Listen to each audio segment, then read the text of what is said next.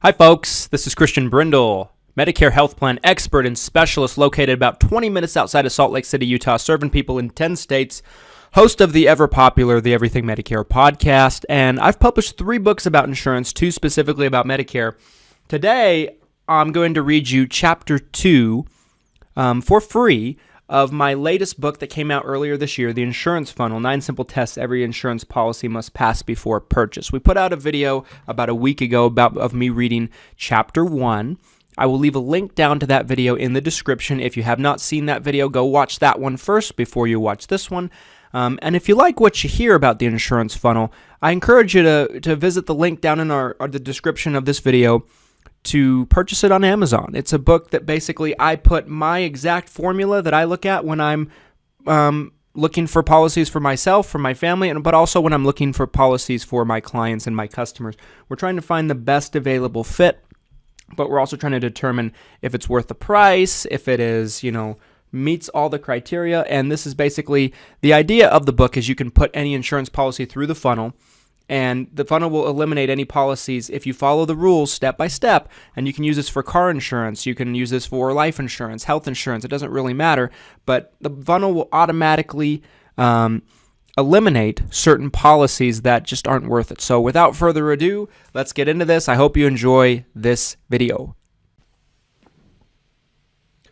Chapter 2 of The Insurance Funnel, 9 Simple Tests Every Insurance Policy Must Pass Before Purchase, by Christian Brindle. Read to you by Christian Brindle. Chapter 2. Do you take credit cards? You must have known this one was coming. What is the first thing people normally ask when they can't pay for something, but they really want it? Do you take credit cards? Insurance is no different in this matter. People fall in love with a particular policy or even a particular insurance company and justify it in their heads. We do it with everything else, clothes, cars, vacations, televisions, I could go on. People do this with insurance as well. There is such a thing as insurance poor. Don't get me wrong, I am an advocate for people being insured and being covered. It's of massive importance, and I am not discouraging it at all in this chapter. That being said, I do not want people to make themselves insurance poor as a result, and let me explain what I mean by this. There are many people that insure themselves so heavily that they go into retirement living paycheck to paycheck and end up living off of Social Security with no savings. This is a huge problem because when someone is drawing off of Social Security in retirement, they run into a glaring issue. Social Security benefits typically have minimal raises year after year to keep up with inflation, if any. Because of this, it's easy for people's ever-increasing bills to overwhelm them. You don't want to be in this type of situation. So what is a person to do? You need coverage, don't you? The answer is very simple. Create a budget and determine what you can afford and what you can't afford as far as premiums are concerned. Some coverage is better than no coverage. If you are on a fixed income, then lesser benefits may be all you can afford, unfortunately. Just remember this, less coverage is better than no coverage. For example, let's say you have a car insurance policy with roadside assistance. Is this a nice feature to have? You bet. If you are on a fixed income and can barely buy groceries, should it be dropped? Yeah, probably. It's all about what you can afford. If you can afford the roadside assistance, then yes, I would recommend you have it on your policy. If you can't, though, unfortunately, is more of a luxury than a necessity. It is not just about one particular policy, however. There are plenty of people out there that pick up so many different types of policies that they cannot afford them all. When this becomes a problem, the solution is to simply determine how high of a priority the policy in question is. This all has to do with what you are able to afford. The point of all this is to make sure you're not spending so much money on premiums every month that you are making yourself insurance poor. Insurance exists nowadays for everything, and some of it is easy for people to spot as a likely waste of money. For example, they now offer insurance when you pick up a pizza to protect you in case you drop it on the way out and going home. No thanks. I will take my chance that I can hang on to my pizza. They offer pet insurance now. Could this possibly be helpful? Maybe it could, but I can only speak for my pets that if I purchased it for them, I would spend more on the premiums than I would save me on vet visits. This is mainly due to the fact that most pet insurance programs don't cover pre-existing conditions, meaning that unless you get the policy on your pet right when they are born, there is a good chance it will not pay for any ongoing issues. For me, I take a pass on pet insurance. The issue at hand is not just if you can afford it, but if it makes sense for the premiums that you are paying for the policy. But we will discuss this more in future chapters.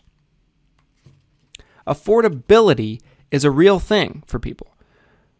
I know what I'm going to hear, but Christian, are you saying that I shouldn't pick up an insurance policy that I may need? No, don't be silly. That is not what I'm saying. But I am saying that facts are facts. And the facts are, if you are on a fixed income with limited resources to pay premiums, you have two options. Number one, make more money, or two, make the appropriate cuts. Obviously, we would all like to do option one and make more money. I'm not saying that this isn't a possibility. After all, we do live in America, the land of opportunity. That being said, this is not a book about generating income. If you can find a way to make more money so that you can comfortably afford all the premiums you desire, then go for it. However, if you can't, the next best option would be to pick the policies that are top priority and make sure that those are paid first. Make a list from the most to least important. My personal current list would go something like this. Life insurance. Number one, life insurance. This is to make sure my wife and daughter are protected if anything were to happen to me, knock on wood. Number two, homeowners insurance. This is important because a house is a big expense if anything happens to it. You never know, other than my business, my house is my most valuable possession and it needs protection. Number three, car insurance. This one is simple. It's the law. You get pulled over without car insurance in the U.S., you are in trouble. Number four, health insurance. This may seem a little odd that this is so low on the list since my agency specializes in Medicare health plans, which are a type of health insurance.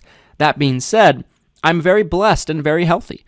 My wife is healthy. My daughter is healthy. Of course, that can all change in an instant, but for now, it is not at the very top of my priority list above the other policies listed earlier.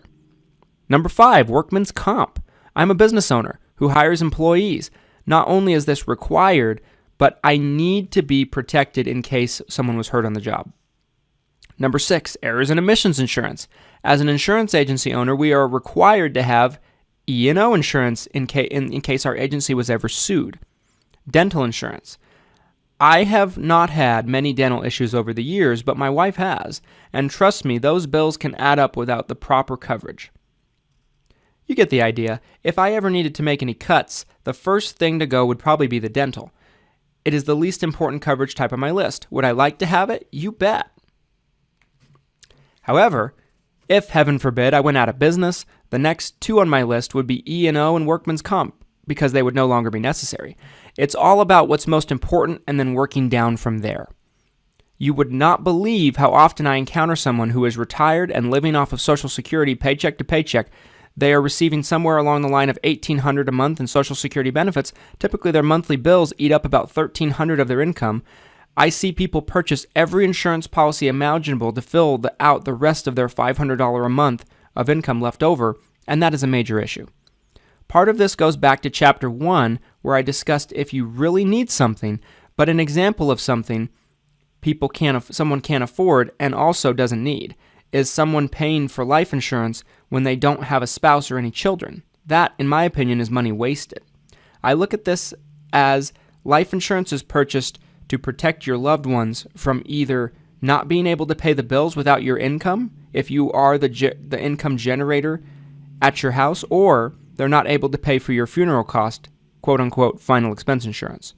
With no dependents, who are you protecting? There are always expectations and examples to this example, such as other family members like siblings, but I think you get the picture. The bottom line is this: you need to make sure that you are not insured more than you can afford. This amount of coverage will vary from person to person. If you are financially well off and would prefer to be as protected as you can, I would say great, you are a smart cookie. But I am not so naive to think that that is the case for every single situation.